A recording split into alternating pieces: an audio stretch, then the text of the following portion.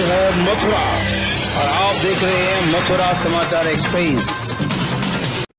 छाता में अनशनकारी दीपक शर्मा को देर रात उठाने पर जनता में आक्रोश। उप जिलाधिकारी को ज्ञापन सौंप की कार्रवाई की मांग। 3 दिनों से छाता चीनी मिल को पुनः चालू कराने की मांग को लेकर शांतिपूर्ण तरीके से अनशन पर बैठे समाज सेवी दीपक शर्मा को देर रात जबरन धरना स्थल से उठाकर ले जाने, उनके साथ मारपीट और टॉर्चर करने का मामला सामने आया है। इस घटना से आक्रोशित छाता क्षेत्र के स्थानीय समाज सेवियों और नागरिकों ने उप जिलाधिकारी छाता को एक ज्ञापन सौंपकर कड़ा विरोध दर्ज कराया है। ज्ञापन सौंपते हुए समाज सेवियों ने 2 टूक शब्दों में कहा कि दीपक शर्मा की चीनी मिल शुरू कराने की मांग पूरी तरह से जायज थी। बंद पड़ी चीनी मिल को चालू करवाने के लिए समय समय पर आंदोलन होते रहे हैं। उन्होंने प्रशासन के सामने 2 प्रमुख शर्तें रखी हैं। प्रशासन की जवाबदेही, यदि प्रशासन ने दीपक शर्मा का अनशन समाप्त कराने के लिए उन्हें जबरन उठाया तो इसकी पूरी आधिकारिक जिम्मेदारी लें, और कहा कि यदि यह कृत्य किसी शरारती तत्व या गुंडों द्वारा अंजाम दिया गया है तो उनके खिलाफ 15 अगस्त तक सख्त कानूनी कार्रवाई कर गिरफ्तार किया जाए।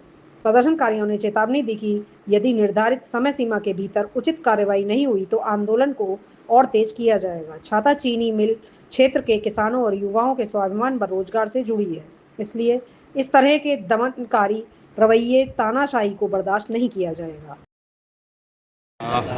दो बाद का समय रह गया रात्रि उनको जबरदस्ती मारपीट करके वहां से जो है हटा दिया गया है। उसमें जो दीपक शर्मा के द्वारा जो बात कही गई है, दीपक शर्मा के द्वारा कई बात उन्होंने ये कहा है कि इसमें प्रशासन के लोग व कुछ गुंडे शामिल हैं जिन्होंने मेरे साथ में न सिर्फ मारपीट करी है बल्कि अशोभनीय व्यवहार भी मेरे साथ में किया है। हम सभी स्थानीय लोग, देखिए शुगर मिल की मांग पूरी तरह से जायज है, कोई अपराध नहीं। बड़े बड़े धरना प्रदर्शन और आंदोलन शुरू से ही शुगर मिल को लेकर होते रहे। इसी तहसील परिसर में भी रात्रि प्रवास भी हुए हैं। वही हमारा कहना है कि यदि दीपक शर्मा की मांग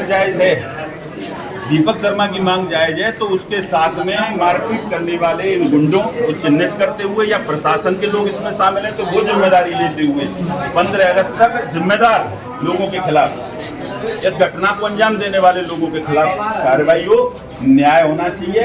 अन्यथा की स्थिति में जिस प्रकार शुगर मिल को लेकर के आंदोलन होते रहे हैं, इस तानाशाहीपूर्ण रवैये के खिलाफ यदि ऐसे लोगों को चिन्हित करके इनके खिलाफ में कार्रवाई नहीं होती है तो 15 अगस्त के बाद इन लोगों के ऐसा कृत्य करने वाले लोगों के तानाशाहीपूर्ण रवैये के और शुगर मिल न चलाए जाने के विरोध में बड़ा आंदोलन जो होगा। और फिर मैं एक और मांग आपसे ये कर देना चाहता हूँ कि जिस प्रकार से तहसीलदार छाता का तानाशाहीपूर्ण रवैया तमाम लाइव वीडियो के माध्यम से मैं देखने को मिला, उनका ट्रांसफर यहाँ से होना चाहिए, उनके खिलाफ कार्रवाई अभी से अमल में लाई जानी चाहिए। और अन्य जो लोग शामिल हैं इस घटना में, जिन लोगों ने रात को उस घटनाक्रम को जो अंजाम दिया है, उन लोगों को चिन्हित करते हुए उनके खिलाफ भी कार्रवाई होनी चाहिए। प्रशासन अगर करा रहा है तो प्रशासन जिम्मेदारी लेके बताए भी कि हमने हटाया है। किसके आदेश, किसके इशारे पे हुआ है सब कुछ? यही तो जानना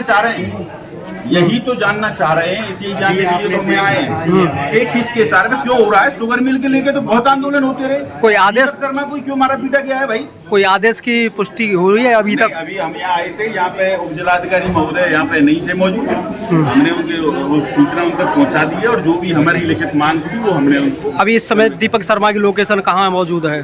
दीपक शर्मा जी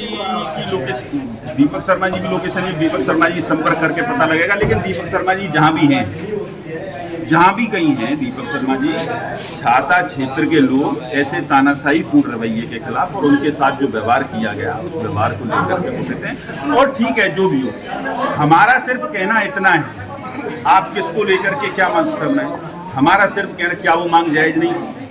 यदि वो मांग जायज थी तो इस तरह से जबरन क्यों हटाया गया, जबरन अपमानित क्यों किया गया, मारपीट क्यों की गई? सिर्फ इस बात को लेकर इन लोगों को चिन्हित करके इनके खिलाफ कार्रवाई हो। शुगर मिल के आंदोलन तो होते रहे हैं और होते रहेंगे। अगर इसमें लंबी मांग तो होती रही है, होती रहेगी। फिलहाल मांग ये है, इसके खिलाफ अगर इसमें लंबी जांच चलती है तो फिर आप क्या कदम उठाएंगे? जांच में पूरा सहयोग करेंगे। दीपक शर्मा जी के पिताजी का बयान आया था कि उनकी लड़की की गाड़ी थाने में खड़ी है और टेंट का भी सामान, लेकिन थाने वाले इसको मना कर रहे हैं। अगर इसमें जांच ही तो हम चाहते हैं, इसमें जांच होनी चाहिए। जांच इन्हीं की मांग हम करने आए हैं। ऐसे लोगों को चिन्हित करके इनके खिलाफ हम कह रहे हैं कि जितना भी उनको समय चाहिए, जो भी चाहिए चिन्हित करने के लिए, वो प्रशासन हमें अवगत करा दे। प्रशासन ने खुद ने हटाया है तो प्रशासन जिम्मेदारी लेकर के अवगत करा दे। और जो रवैया देखने को मिला वहाँ पे तहसीलदार छाता का, वो काफ़ी दुखद था। तमाम लाइव वीडियोज़ के माध्यम से आप सभी लोगों ने देखा।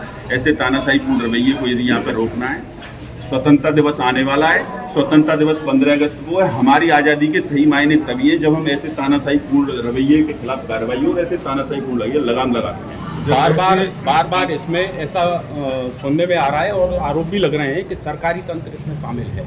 यदि तो क्या इसमें न्यायिक जांच होनी चाहिए? हमने दोनों ही प्रकार से दोनों ही बातों को लेकर के हमने उसमें लिखा हुआ है कि इसमें जो है प्रशासन के लोग शामिल हैं तो उनके खिलाफ भी कार्रवाई हो, क्योंकि मांग जायज है। मांग अगर गलत है तो वो बता दें कि भाई ये तो गलत मांग कर रहे थे, ऐसा बता दें। और प्रशासन के लोग जिम्मेदार हैं तो उनके खिलाफ भी कार्रवाई होनी चाहिए। ये तानाशाही पूर्ण रवैया गलत है। इस तरह से मारपीट करना, इस तरह से अपमानित करना, गुंडों को साथ लेकर के वहां से हटवाना ही गलत है। तानाशाही नहीं चलेगी।